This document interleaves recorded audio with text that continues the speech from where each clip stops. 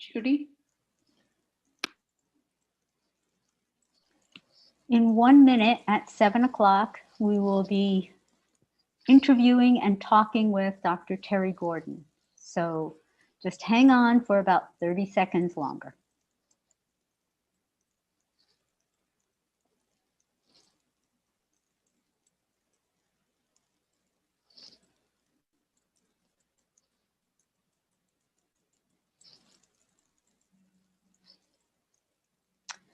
Okay, thank you all for joining us. My name is Judith Zelikoff, and I'm a professor in the Department of Environmental Medicine at the NYU Grossman School of Medicine.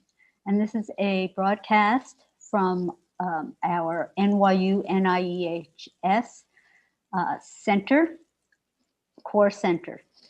And this is one in a series of simple science snippets on issues that communities have recognized and have come to us and said that they're concerned about. So today we'll be talking about subway air quality and should you be concerned. And to lead the discussions, and please remember this is fully question and answer. To lead the discussion is Terry Gordon, who is a professor in the Department of Environmental Medicine, again, at the NYU Grossman School of Medicine. He has published recently, in the last month, published a paper in Environmental Health Perspectives on PM 2.5 concentrations and composition in subway systems in the northeastern United States. And it's been highly publicized. And so we have him here now. And I'll begin with Dr. Gordon. And I will ask some questions, but I strongly encourage all of you who are listening in to type your questions or your comments into the chat, and we will ask those questions. So thank you again. Thank you, Dr. Gordon. So your paper made a huge splash, but I think that we have to start from the beginning and talk about actually what is particulate matter in the air. So particulate matter is just a fancy word for particles. They're the dust that's suspended in the air, generated, if you're outdoors, it's generated by trucks and industrial plants, power plants, cars. If you're in the subway, something else is generating those particles, we found. Particles are very small, you can't see them. The particles we're interested in, what is called PM 2.5, for particulate matter, 2.5 microns and smaller. 2.5 microns is just a measurement. It would take many 2.5 micron particles lined up side by side to equal the width of a human hair. So it's very small, you can't see it, but it can get past your nose and into your lungs and potentially do damage. So if you can't see PM in the air, how do you measure it? How do you know it's there? How do you know it's at high levels? Well, you called it simple science, but it's not to us. You know, we use various instruments, thousands of dollars of instruments that use different techniques like light scattering to measure the particles in the air. So we have instruments that can measure black carbon in the air, PM 2.5, various other things that we use in the subways and in the outdoor air. So you began to tell us a little bit about potential health issues if you have elevated particles in the air. What are some of the other health issues that people should be aware of at high levels? So this is where it doesn't get simple. This is where our fellow scientists called epidemiologists do these enormous studies with hundreds of thousands of people. And they do this fancy mathematics to find out that for every small increase in PM 2.5, there's a small increase, less than 1%, in illnesses, which includes asthma admissions to hospital, admissions to hospital for cardiac effects, and even death from cardiac effects. They're all caused by a small percent increase from exposure to outdoor air when there's a pollution episode. So you talked about asthma. Can it cause anything like lung cancer? Should we be concerned? There is a study or two that shows that long-term exposure to elevated levels of particulate matter is associated with an increase in lung cancer. You know, the increase in lung cancer, though, might be a few percent increase, which compared to that produced by smoking is far, far less. So if we rank hazards, smoking would be more hazardous than your everyday exposure to ambient particles. Okay. So in a nutshell, can you share with us what your study showed and tell us what you did and what you found? Well, a few years ago, we did a study in New York City's subway system, and we found elevated levels of particles. The air quality was not good. It was much higher than what you encounter even on the streets of New York City. It was several fold higher. And we decided to expand on that.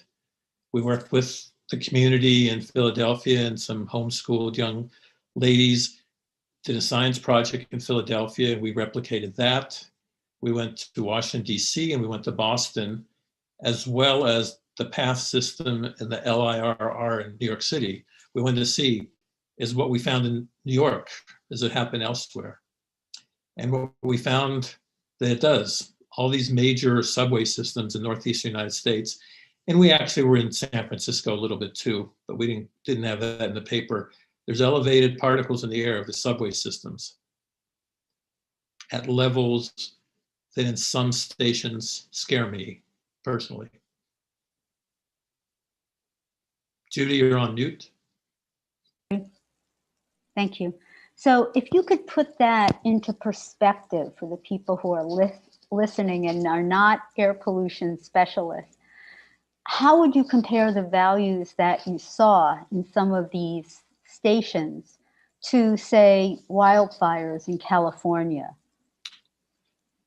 So the levels we found in the subways, which was often 150 to 250 microgram per cubic meter in most stations, that's less than if you were exposed to particles during the wildfire episodes of the last 2 summers.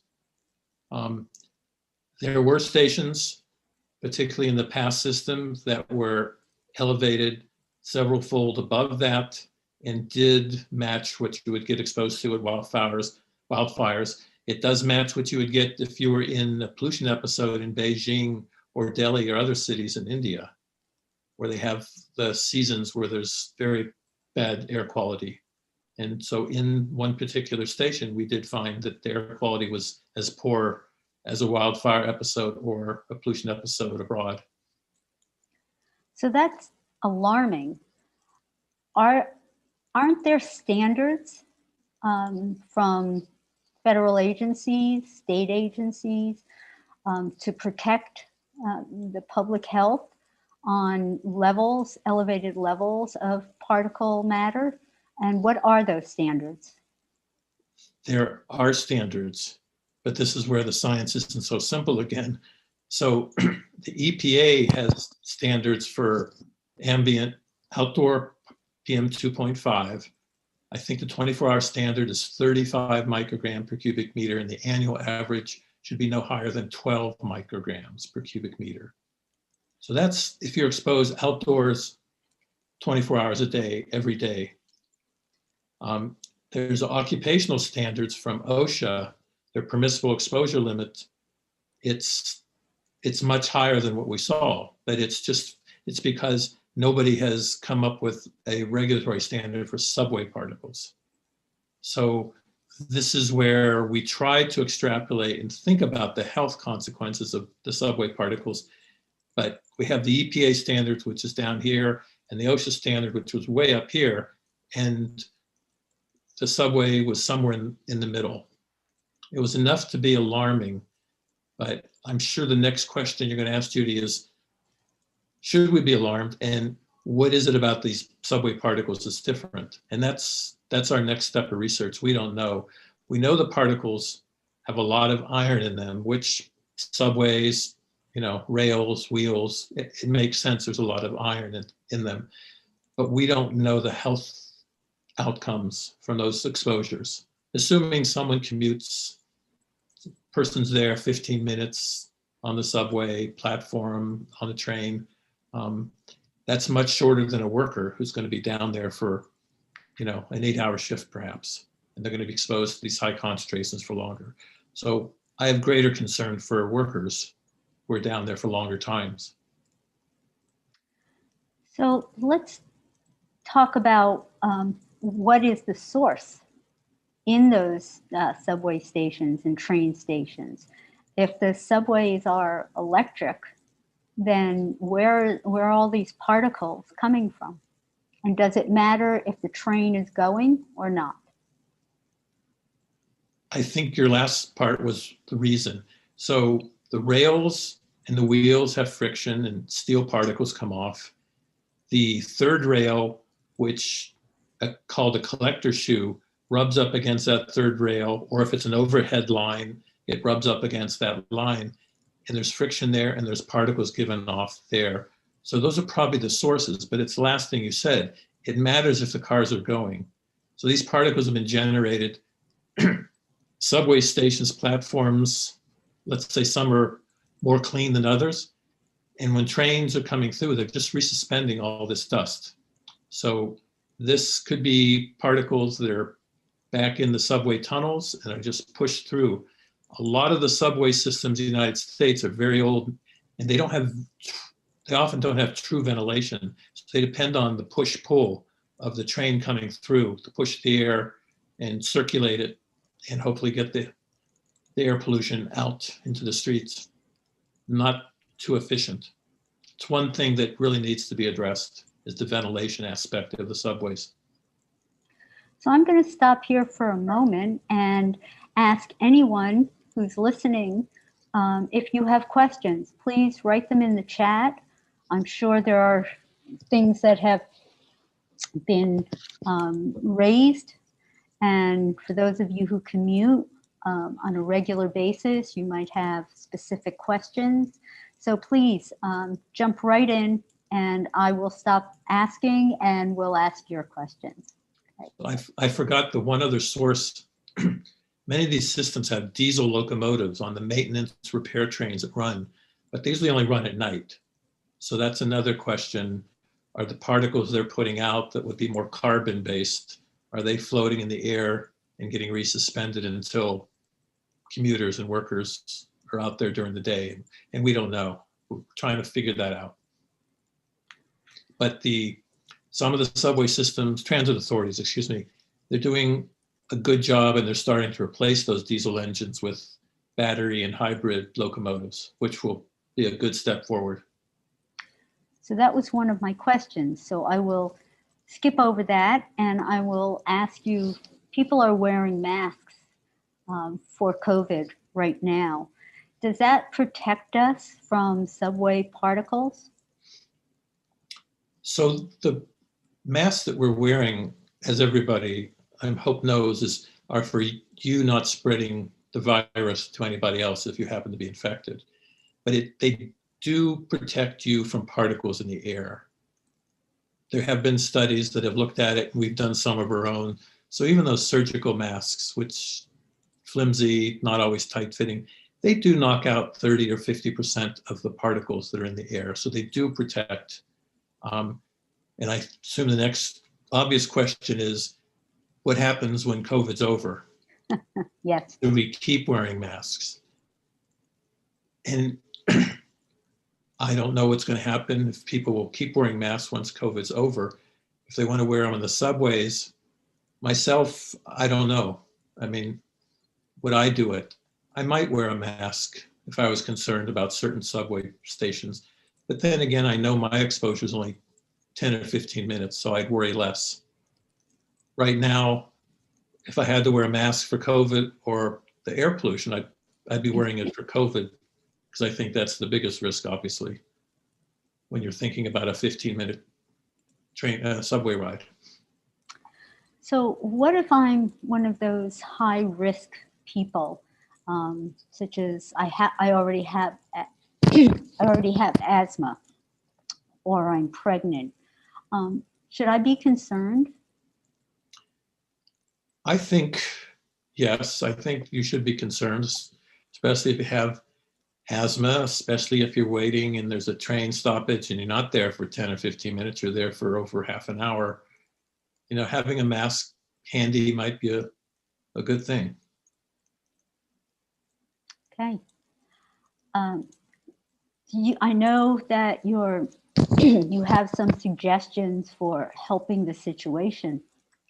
What are some other suggestions or recommendations you might consider for the transit authorities? Well, I hope the transit authorities will somehow figure out how to increase the ventilation in the subway stations. We all know they're pretty much cash poor right now with the ridership so far down because of COVID. So some of the older systems in New York City, for instance, and Boston has some even older subway stations, it would be hard to increase the ventilation, but it has to be done. I would say it'd be nice if the tracks were cleaned, the tunnels were cleaned, to decrease the amount of dust that's around that gets resuspended by the train rushing through the tunnels.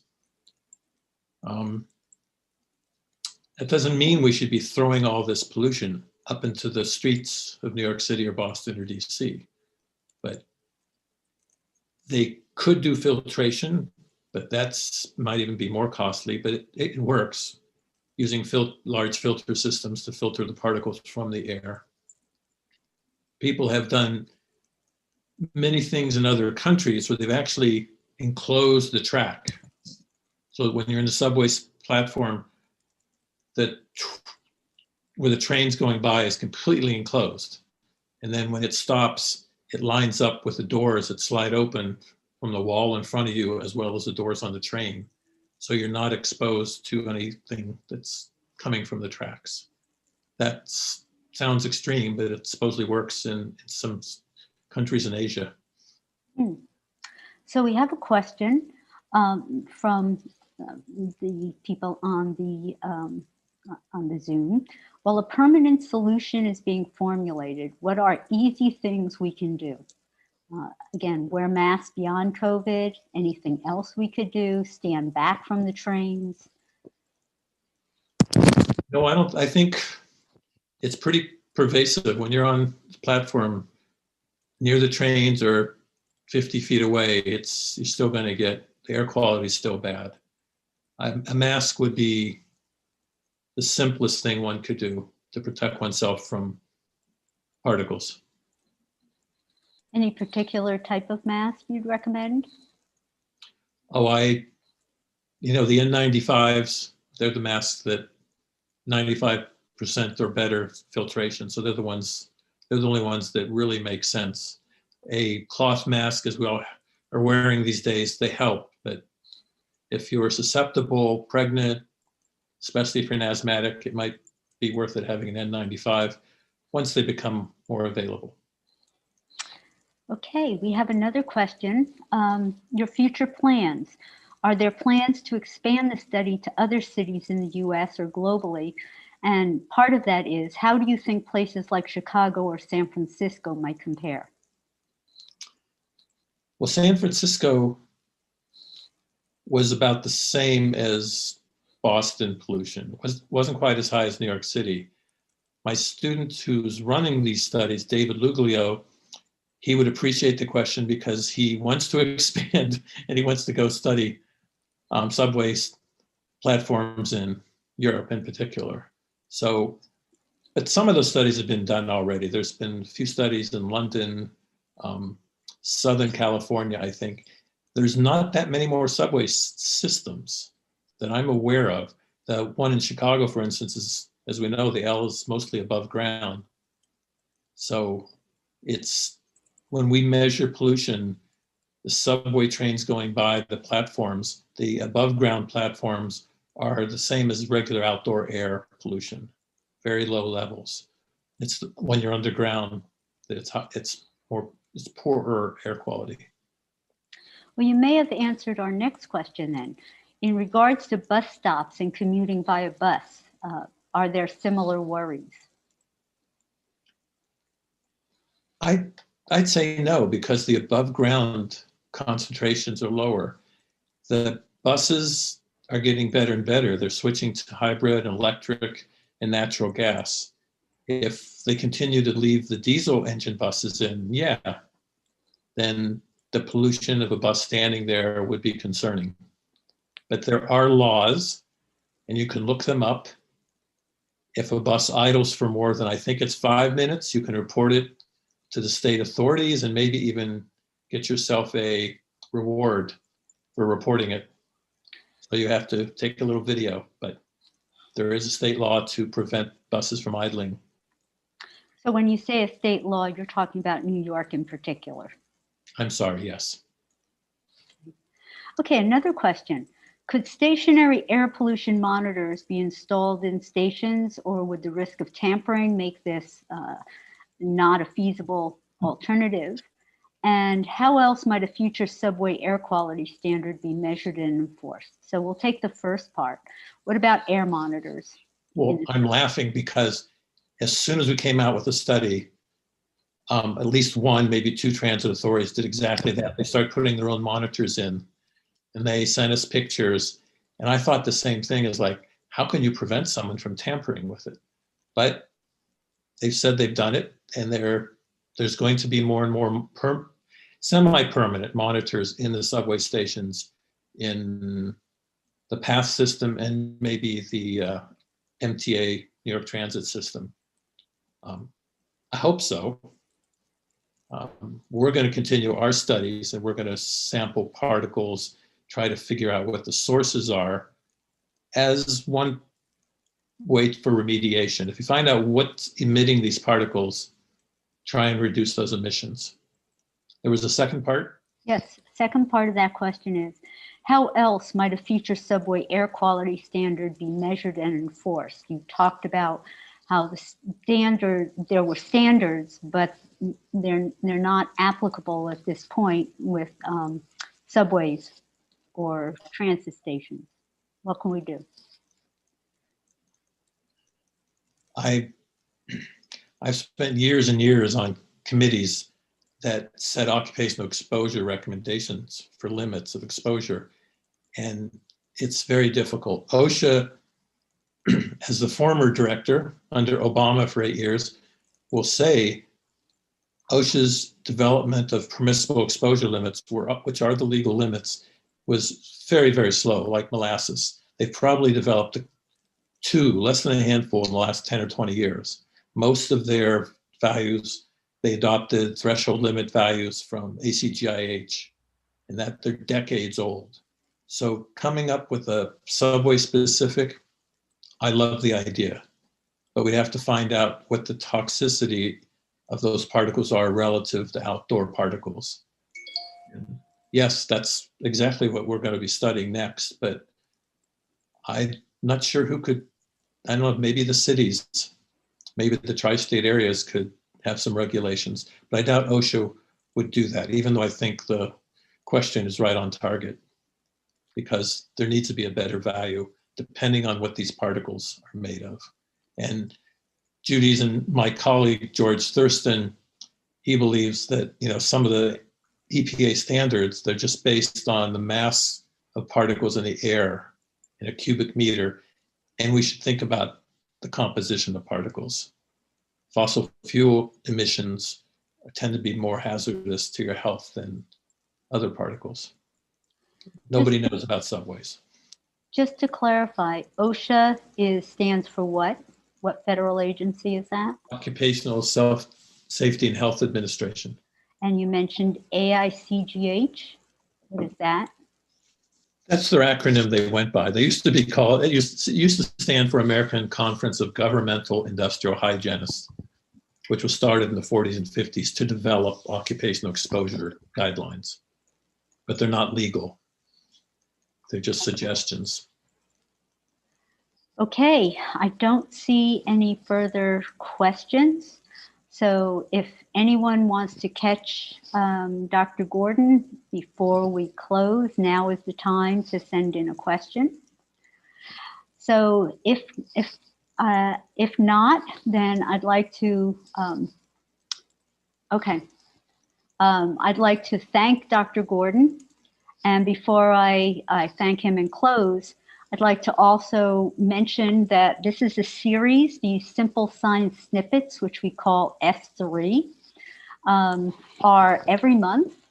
And next month, we'll talk about indoor air quality in homes and the health impacts and solutions to improve it with one of our center scientist experts. And so thank you, Dr. Gordon. We look forward to your further research and publications.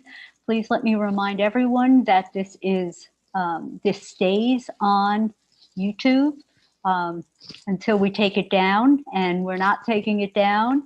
So please feel free to jump in and watch this, or tell your friends or your community members about it so they can sit in and listen as well. So thank you. Thank you very much. Thank you for everyone who's listening in, and Dr. Gordon for your time. Appreciate it. Bye-bye.